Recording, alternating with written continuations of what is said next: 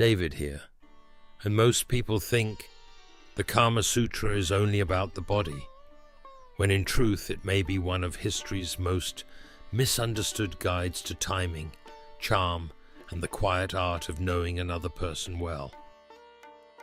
Beneath its famous reputation lies a far richer world, one built not on excess, but on attention, rhythm, self-control, and the belief that desire without wisdom can easily lose its way. To understand that world, we have to leave behind the joke version of the text and step into ancient India, where cities were busy, courts were refined, and educated men and women were expected to master far more than survival. This was a society shaped by trade, ritual, poetry, status, and rules of conduct. Perfume drifted through carved halls, flower garlands hung over doorways, oil lamps softened the edges of a room, silk rustled. Anklets sounded on stone. The world around a meeting mattered, because mood was never treated as an accident. The text usually linked to the Kama Sutra is associated with Vatsyayana, a thinker who was not writing a wild manual for reckless pleasure, but something closer to a social guide for cultivated living. That alone should make us pause. He was interested in how people met, spoke, observed, desired, and chose. The body was part of that story, yes, but only one part. The larger subject was real bond skill. How to read a room, how to present yourself, how to judge character, how to avoid rushing toward what feels exciting but may not be wise. And here is the intriguing part most people miss. The text treats attraction as something that begins long before any private moment. It begins with self-care, conversation, manners, and the ability to make another person feel both at ease and fully noticed. In other words, it starts where most shallow advice ends. It asks not only how to spark desire, but how to deserve trust.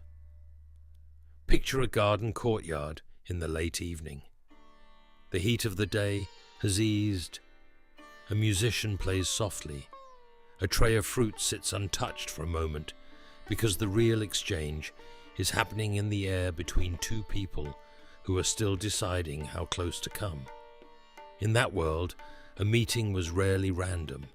Friends might arrange it, family might suspect it, servants might notice it. Every glance carried social risk, which made timing more important than boldness.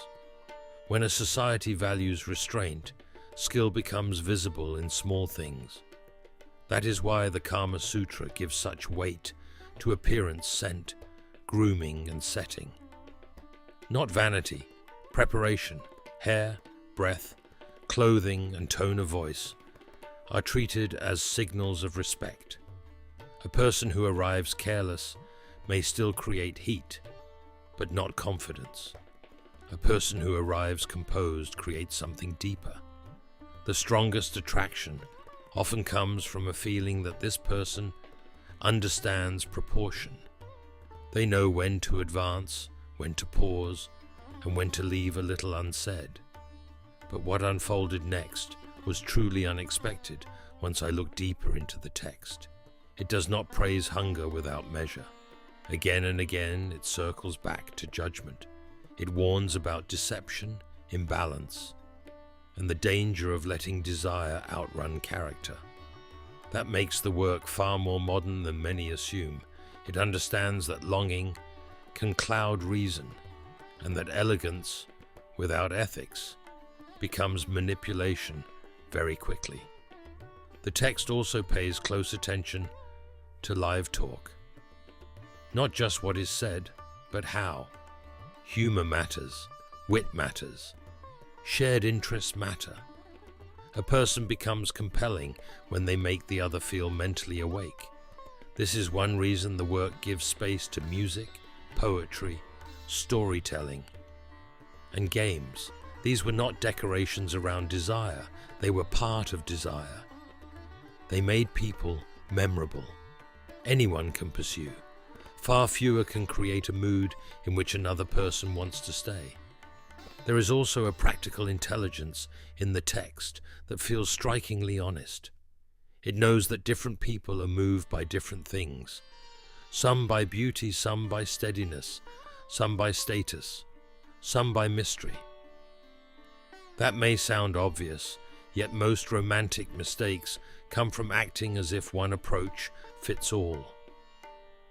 The deeper lesson is observation. Watch what changes a person's breathing. Notice what makes them lean in. Pay attention to what they avoid. Attraction grows faster when it is shaped by attention than when it is driven by assumption.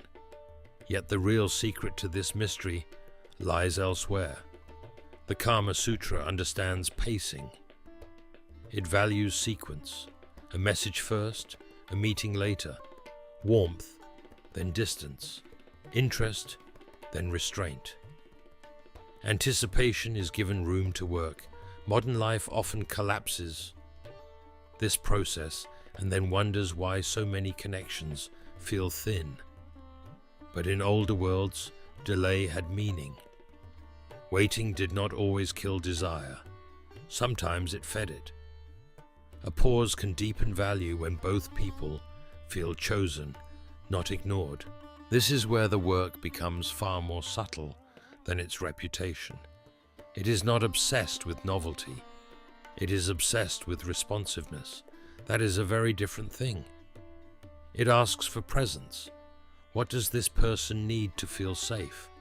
What kind of setting makes them open? What sort of approach makes them resist? What rhythm lets tension stay alive without becoming anxiety?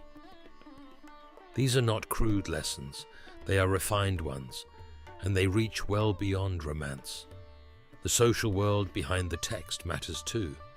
Ancient India had households, class rules, religious duties, and public expectations. Desire moved inside that structure, not outside it. A meeting could affect family honor, alliances, or future security. That pressure made emotional intelligence valuable. If a wrong step could cost more than embarrassment, then tact became power. A person who knew how to move with grace, preserve dignity, and maintain composure became more than attractive. They became safe to desire. There is a lesson there for us now. Intimacy is not just intensity, it is also containment. It is the ability to hold warmth without spilling chaos everywhere. The text respects pleasure, but it also respects form. It knows that longing needs shape, or it burns too hot and too fast. That is true in any century. Chemistry without structure may feel thrilling for an hour, but rarely remains beautiful for long. And then there is the question of mystery. Not false mystery, not games for their own sake, but the quiet truth that people value what unfolds in layers. The Kama Sutra never suggests that a person should empty themselves all at once. Instead, it treats revelation as an art, a little more at the next meeting. A little more trust after that, a little more warmth once character has been tested. This is how desire becomes attachment without becoming desperation. By now you can see why the text lasted, not because it offered scandal, but because it understood human nature with unusual calm. It knew that bodies matter, but that minds decide whether bodies are welcomed. It knew that beauty attracts attention, yet composure keeps it. It knew that pleasure feels safer and stronger when it is surrounded by care, setting, patience, and mutual regard. So what is the hidden origin of its wisdom? Not excess, not shock, not performance. It comes from an older belief that love, attraction, and sensuality belong inside a larger craft of living well. To prepare yourself, to observe carefully, to speak with charm, to create atmosphere, to honor timing, to let desire breathe instead of forcing it. The text became famous for one narrow reason, but its deeper lesson is broader and perhaps more powerful. Intimacy becomes richer when it is guided by taste, attention, and restraint. Look too at the arts around it. Courtesans, household women, and educated men were all expected in different ways to understand music, scent, dress, and conversation. The ideal was not raw force, but cultivated ease. Even the famous sections people reduced to positions make more sense in that frame. They belong to a wider search for mutual pleasure, attentiveness, and fit. The texts keep asking the same deeper question in many forms. Can two people learn each other well enough to create harmony rather than strain? That question is old. Perhaps that is why the work still feels alive. It is not really teaching display. It is teaching poise. It teaches perception. If this changed how you see the Kama Sutra, tell me which part stayed with you most. You can leave your thought below. Stay with me for the next story. And if you enjoy this kind of history, subscribe so we can keep going. The past is rarely as simple as its reputation, and that is often where its most revealing truths begin.